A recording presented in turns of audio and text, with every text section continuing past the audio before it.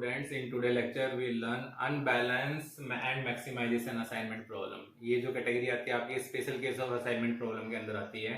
Previous lecture में हमने Hungarian method किया था जिसकी हेल्प से हमने असाइनमेंट प्रॉब्लम को हमने सोल्व किया था। इन जनरल असाइनमेंट प्रॉब्लम में हमारे पास जो भी हमारे पास नेचर ऑफ द प्रॉब्लम होता है वो क्या होता है, मिनिमाइजेशन होता है। लेकिन यहाँ पे हमारे पास नेचर ऑफ द प्रॉब्लम क्या है, मैक्सिमाइजेशन है। तो अगर आपके पास मैक्सिमाइजेशन असाइनमेंट प्रॉब्लम आ जाती है तो उसको हम कैसे सोल्व करेंगे वो हम इस लेक्चर की हेल्प से हम सीखेंगे। Now we discuss this case with the help of this problem. एक प्रॉब्लम आपके सामने गिवन है।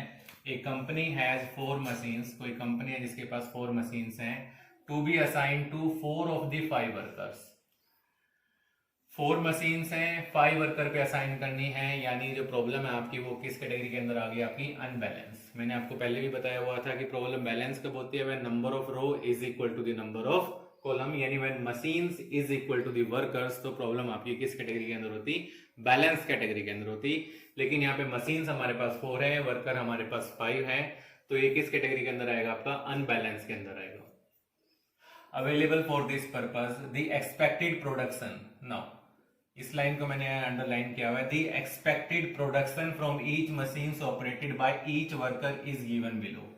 यहाँ पे कहीं पे भी नहीं लिखा हुआ कि ये प्रॉब्लम आपकी किसकी है, मैक्सिमाइजेशन की है। तो ये हमें कैसे आइडेंटिफाई करेंगे कि प्रॉब्लम मैक्सिमाइजेशन की है कि मिनिमाइजेशन की है। लेकिन यहाँ पे गिवन था एक्सपेक्टेड प्रोडक्शन, और प्रोडक्शन को हर कोई बिजनेसमैन, कोई भी बिजनेसमैन है वो क्या चाहेगा कि जो प्रोडक्शन है वो क्या हो जाए, मैक्सिमाइज हो जाए। तो यहाँ पे कहीं भी कभी भी किसी भी क्वेश्चन में अगर प्रोडक्शन गिवन है, it means it comes under the category of maximisation. तो ये जो प्रॉब्लम है ये किस कैटेगरी के अंदर आ गई आपकी, 4 ऑफ द 5 वर्कर दे रखे हैं, प्रोडक्शन दे रखा है। 4 ऑफ द 5 का मतलब अनबैलेंस है, प्रोडक्शन का मतलब मैक्सिमाइजेशन है। तो ये प्रॉब्लम आपकी किस कैटेगरी के अंदर आती है, unbalance and maximisation assignment problem. तो ये चीज आपको जरूर ध्यान रखनी है कि प्रॉब्लम का नेचर क्या है, मैक्सिमाइजेशन है कि मिनिमाइजेशन है। नाउ अब आपके सामने मशीन्स गिवन है 1 2 3 4, एक्सपेक्टेड डेली प्रोडक्शन गिवन है। ये आपके पास वर्कर्स दे रखे हैं A B C D E। Nature of the problem से आपको ऑलरेडी क्लियर है कि 4 रोज हैं, 5 कॉलम्स हैं, तो प्रॉब्लम आपकी अनबैलेंस है। तो ये प्रॉब्लम आपके सामने गिवन है, ये मशीन्स हैं, ये वर्कर्स हैं, ये एक्सपेक्टेड डेली प्रोडक्शन है। यानी जो मशीन 1 है वो वर्कर अगर ए के पास जाते हैं तो प्रोडक्शन कितने यूनिट की होती है, 40 यूनिट की होती है। बी के पास जाता तो प्रोडक्शन कितने यूनिट की होती है, 46 की, एंड सिमिलरली लाइक दिस। तो कभी भी अगर कोई क्वेश्चन आपके पास मैक्सिमाइजेशन का आ जाता है तो सबसे पहले मैं उसको किस में कन्वर्ट करना पड़ेगा, इनटू ऑफ मिनिमाइजेशन में। वो हम कैसे कन्वर्ट करते हैं मिनिमाइजेशन में, हमारे पास जो भी ये गिवन मैट्रिक्स होती है हम इसमें से क्या आइडेंटिफाई करेंगे, we identify the highest number. अब यहाँ पे देखो हाईएस्ट नंबर हमारे पास क्या है, 49। तो सबसे पहले हम क्या करेंगे, असाइनमेंट प्रॉब्लम में जो हमारे असाइनमेंट मैट्रिक्स है उसमें से हमें हाईएस्ट नंबर को आइडेंटिफाई करना है। हाईएस्ट नंबर हमारे पास क्या है, 49। फिर हम इसमें से हाईएस्ट नंबर में से सारे हर एक एंट्रीज को क्या कर देंगे, सबट्रैक्ट। तो आपकी प्रॉब्लम किस में कन्वर्ट हो जाएगी, मिनिमाइजेशन में कन्वर्ट हो जाएगी। तो पहले आपको अपनी प्रॉब्लम को मैक्सिमाइजेशन से मिनिमाइजेशन में कन्वर्ट करना है।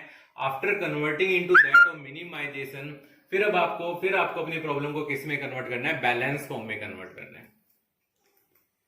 नाउ ये मैंने आपको पहले ही बता दिया था कि ये प्रॉब्लम हमारे पास कैसी है, अनबैलेंस मैक्सिमाइजेशन असाइनमेंट प्रॉब्लम है। तो सबसे पहले हम क्या करेंगे, first convert the given problem into minimisation.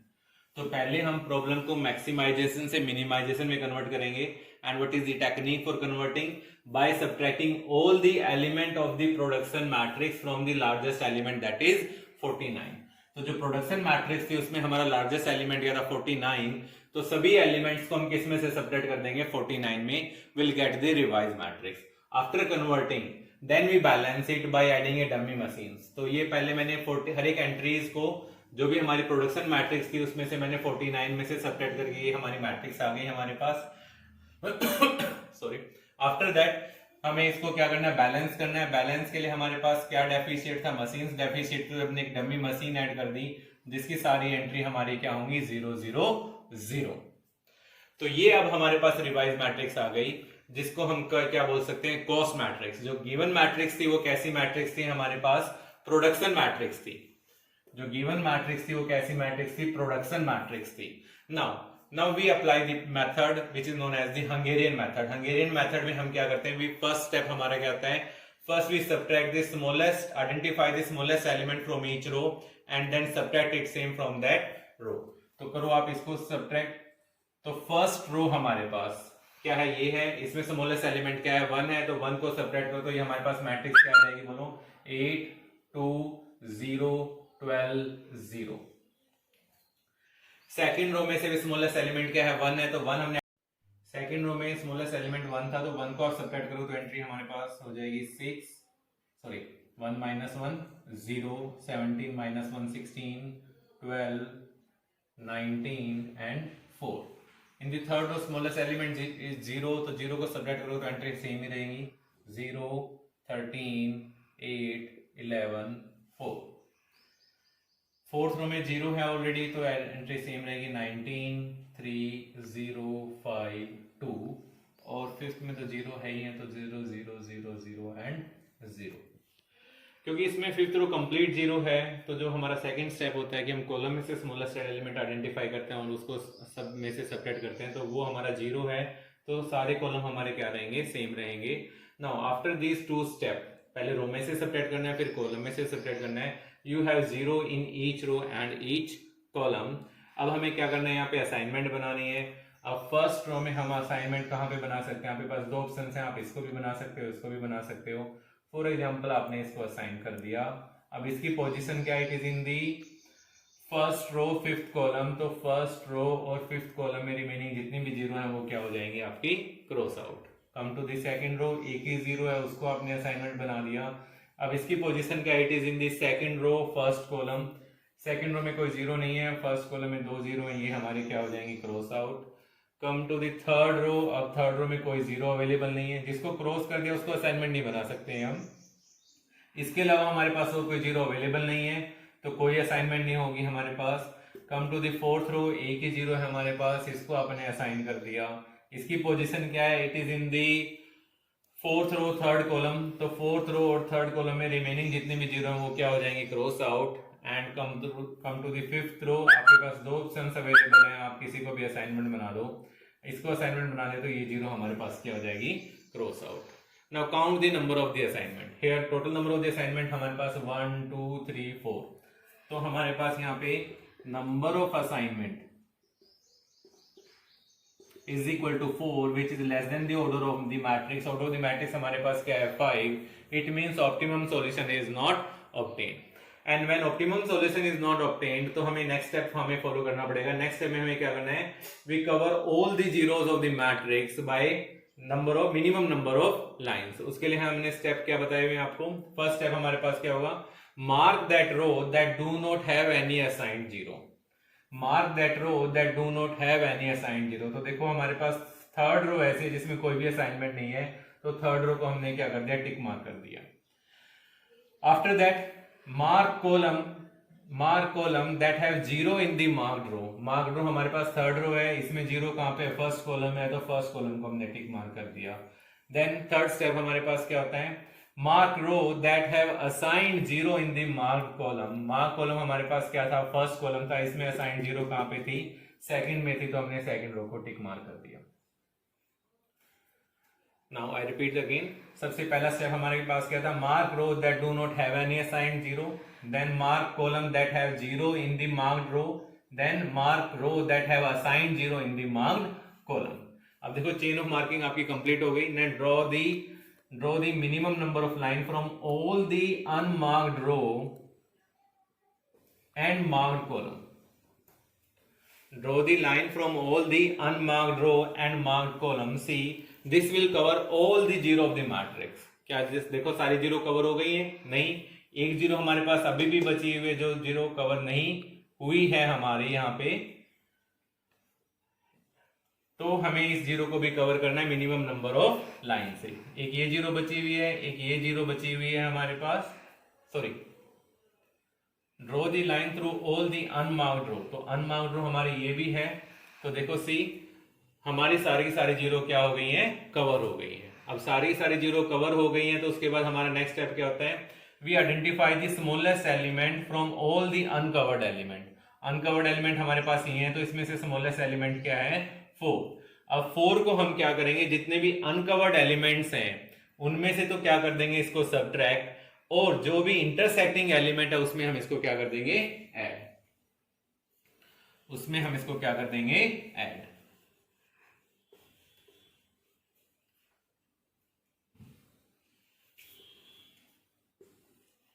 ना ये इंटरसेक्टिंग एलिमेंट है, तो 8 + 4 क्या हो जाएगा आपका 12, 2 0 12 0।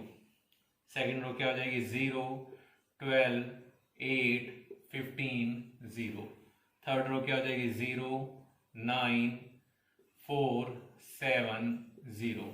ये इंटरसेक्टिंग एलिमेंट है, तो 19 + 4 23 3 0 5 2, और ये 0 + 4 क्या हो जाएगा 4 0 0 0 एंड 0। अब ये हमारे पास नेक्स्ट रिवाइज मैट्रिक्स आ गई है। अब आप इसमें दोबारा से असाइनमेंट असाइन करो। आप come to the first row. First row में हमने किसको असाइनमेंट बना दिया, मान लो आपने इसको असाइन कर लिया। अब आप इन्हें इसको असाइन कर दिया, तो इसकी पोजीशन क्या है, it is in the first row 5th column. तो फर्स्ट रो 5th कॉलम में जितनी भी जीरो है वो उनको हम क्या कर देंगे cross out. Come to the second row. Second row में एक ही जीरो है, उसको आपने असाइन कर लिया। अब सेकेंड रो इसकी पोजीशन क्या है, it is in the second row 1st column. तो सेकेंड रो 1st कॉलम में रिमेनिंग जितने भी जीरो है वो क्या हो जाएंगी आपकी क्रॉस आउट। थर्ड रो पे आइए। थर्ड रो में अब कोई भी जीरो नहीं बची हुई है, तो कोई असाइनमेंट नहीं होगी। फोर्थ में आपके पास एक ही जीरो है, तो वही असाइनमेंट होगी। फिफ्थ में अब आपके पास 2 ऑप्शन हैं, तो ये इसको असाइन कर लिया आपने, इसको क्या कर दिया कैंसिल कर दिया। Count the number of assignment 1 2 3 4। Again number of assignment क्या है 4, which is less than the order of the matrix, hence optimum solution is not obtained. So we repeat the same procedure. तो हमें दोबारा से इसमें same procedure repeat करना पड़ेगा। तो सबसे पहले हम क्या करते हैं, mark row that do not have any assigned zero. तो हमारे पास थर्ड रो है जिसमें कोई भी असाइनमेंट नहीं, तो थर्ड रो को हमने टिक मार्क कर दिया। Then mark column that have zero in the marked row. अब ये इसमें जीरो कहां पे है, फर्स्ट कॉलम में है और 5th कॉलम में, तो हमने फर्स्ट कॉलम को टिक मार्क कर दिया और 5th कॉलम को टिक मार्क कर दिया। देन पहले फर्स्ट कॉलम को ले लेते हैं। Mark row that have assigned zero in the mark column. तो फर्स्ट कॉलम में मार्क जीरो कहां पे है आपकी सेकंड में है, तो हमने सेकंड रो को टिक मार्क कर दिया। अब आप इस वाले कॉलम पे आइए। Mark row that have assigned zero in the mark column, तो हमने इसको टिक मार्क कर दिया। Now draw the line through all the unmarked row. Draw the line through all the unmarked row and marked column. Mark column से हमने इसको cover कर दिया। सी, क्या सारे जीरो कवर हुए हैं हमारे पास? नहीं, एक जीरो हमारे पास बची हुई है जो किसी भी लाइन से कवर नहीं हो रही, तो उसको हम अपनी तरफ से minimum number of vertical line से क्या कर देंगे, इसको कवर कर देंगे। नाउ अब देखो सारे की सारे जीरो आपकी क्या हो गई है, कवर हो गई।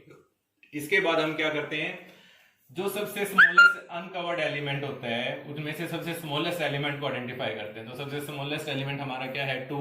तो 2 को हम जितने भी अनकवर्ड एलिमेंट हैं उसमें से हम क्या कर देंगे, इसको सब्ट्रैक्ट, और इंटरसेक्टिंग एलिमेंट में क्या कर देंगे, इसको ऐड। इंटरसेक्टिंग एलिमेंट में हम इसको क्या कर देंगे, ऐड।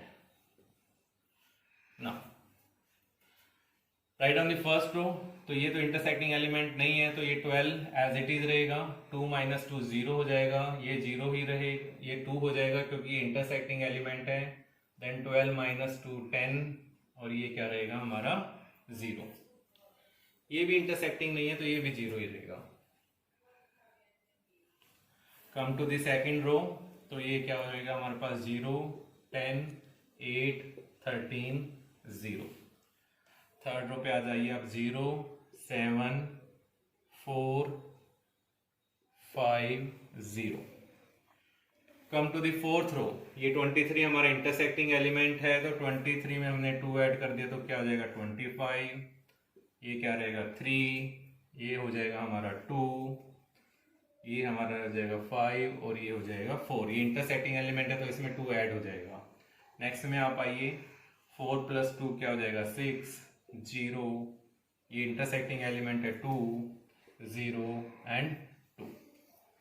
तो ये हमारे पास नेक्स्ट मैट्रिक्स बन गई। अब आपको इसमें दोबारा से असाइनमेंट बनानी है। असाइनमेंट प्रोसीजर आपको तब तक रिपीट करना है when whenever the number of assignment is equal to the order of the cost matrix. यहाँ पे भी हमारे पास number of assignment क्या थी 4 which is less than the order of the matrix. तो we repeat the same procedure. Now अब आप assignment allocate करें. फर्स्ट रो में आप असाइनमेंट बना सकते हैं, आप इसको भी बना सकते हैं, इसको भी बना सकते हैं और इसको भी बना सकते हैं. आप इनमें से किसी को भी आप असाइनमेंट एलोकेट कर सकते हैं. तो फॉर एग्जांपल हमने इसको असाइनमेंट बना दिया. अब इसकी पोजीशन क्या, it is in the first row second column. तो फर्स्ट रो में और सेकंड कॉलम में रिमेनिंग जितने भी जीरो हैं वो क्या हो जाएंगी, cross out. Come to the second row. Second row में हमारे पास दो ऑप्शंस अवेलेबल हैं, इसको बना सकते हैं, इसको बना सकते हैं, किसी को भी आर्बिट्रेरी बना लीजिए. तो आपने इसको असाइन कर दिया. तो इसकी पोजीशन क्या, it is in the second row first column. तो सेकंड रो और फर्स्ट कॉलम की रिमेनिंग जितनी जीरो है वो क्या हो जाएंगी, cross out. Come to the third row, एक ही जीरो है तो वो असाइनमेंट हो जाएगी, कोई जीरो बाकी रिमेनिंग नहीं बचे तो वो कैंसिल आउट नहीं होंगी. कम टू दी फोर्थ रो, कोई भी जीरो अवेलेबल नहीं है तो कोई असाइनमेंट नहीं होगा. कम टू दी फिफ्थ रो, एक ही जीरो है तो उसको आपने असाइनमेंट बना दिया. Again your number of assignment is 1 2 3 4 which is less than the order of the cost matrix. तो optimum solution is not obtained. तो we again repeat the same procedure. तो हम इसमें क्या करेंगे, सबसे पहले mark row that do not have any assigned zero. तो हमने इस रो को टिक मार्क कर दिया. उसके बाद हमारा नेक्स्ट स्टेप क्या होता है, mark column that have zero in the marked row. अब इस कॉलम में, इस वाली रो में कहीं पे जीरो है नहीं तो हम किसी कॉलम को मार्क कर ही नहीं सकते हैं. आगे स्टेप आपका फॉलो नहीं होगा. Then draw the line from all the unmarked row. तो ये अनमार्क्ड रो से आपने लाइन ड्रॉ कर दी. Now see this will cover all the zero of the matrix.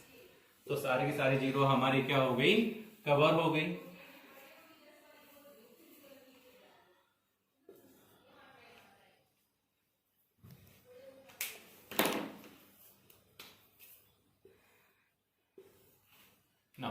फिर हम क्या करते हैं, जो इतने भी जो हमारे अनकवर्ड एलिमेंट होते हैं उसमें से स्मॉलेस्ट एलिमेंट को हम आइडेंटिफाई करते हैं और उसको सब में से क्या करते हैं, सबट्रैक्ट. तो बाकी आपकी रो एज इट इज रहेंगी. 12 0 0 10 0 0 10 8 13 0 0 7 4 5 0. ये क्या हो जाएगा, 23 1 0 3 2 देन 6 0 2 0 2. आप दोबारा से असाइनमेंट बनाइए. फर्स्ट रो में हमारे पास तीन ऑप्शन अवेलेबल है. आप इसको बना सकते हो, इसको भी बना सकते हो, इसको भी बना सकते हो. तो मैंने इसको असाइनमेंट बना दिया. अब इसकी पोजीशन क्या है, it is in the first row second column. तो फर्स्ट रो और सेकंड कॉलम में जितने भी जीरो हैं वो क्या हो जाएंगी, cross out. Come to the second row, आपने इसको असाइनमेंट बना दिया तो ये कैंसल, ये cancel. Come to the third row, आप इसको असाइनमेंट बना सकते हो, कोई कैंसिल नहीं होगा. कम टू दी फोर्थ रो, इसको आपने असाइनमेंट बना दिया. And come to the fifth row, आपने इसको असाइनमेंट बना दिया. So see here number of assignment is equal to 5 is equal to the order of the cost matrix. Hence optimum solution is obtained. तो solutions हमारा obtain हो गया. क्या ये क्या थे हमारे पास, मशीन्स थी 1 2 3 4. ये डमी मशीन्स थी, ये वर्कर्स थे हमारे पास ABCDE. तो हमारा मशीन शेड्यूल क्या होगा, जॉब शेड्यूल क्या होगा,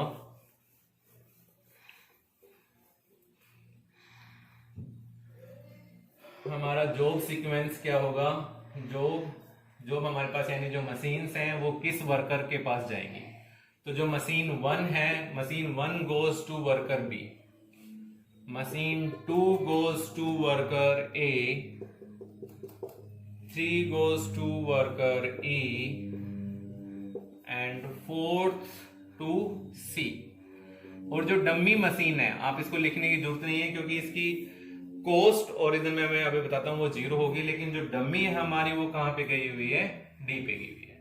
अब ये जो आपने मशीन्स को वर्कर को असाइन कर दिया है, अब आपको इनकी क्या देखनी है, कॉस्ट देखनी है. लेकिन ओरिजिनल क्वेश्चन हमारे पास क्या था, प्रोडक्शन मैट्रिक्स गिवन थी. हमें बताना था कि प्रॉब्लम में हमें बताना था कि किस मशीन को हम किस वर्कर को असाइन करें कि जो हमारी प्रोडक्शन है वो क्या हो जाए, मैक्सिमाइज हो जाए. तो जो आपको प्रोडक्शन लिखनी है, तो जो आपको गिवन मैट्रिक्स थी प्रॉब्लम में, जो इनिशियल जो मैट्रिक्स गिवन थी, यहाँ पे हम उनकी वैल्यू लिखेंगे. तो यहाँ पे जो इनकी वैल्यू आएगी आपकी, वो देखो आप, ओरिजिनल वैल्यू ये 46 थी, ये आपकी 48 थी, देन ये 45 एंड 49। इसको आप मेंशन करो या ना करो क्योंकि इसकी वैल्यू आपके पास 0 थी, तो अब आप इन सबको ऐड कर दो। 6 + 8 14 + 5 19, 19 + 9 इज 28, 2 + 4 6, 4 10 14 188। तो आपके पास प्रोडक्शन कितनी होगी? 188 यूनिट्स। Thank you.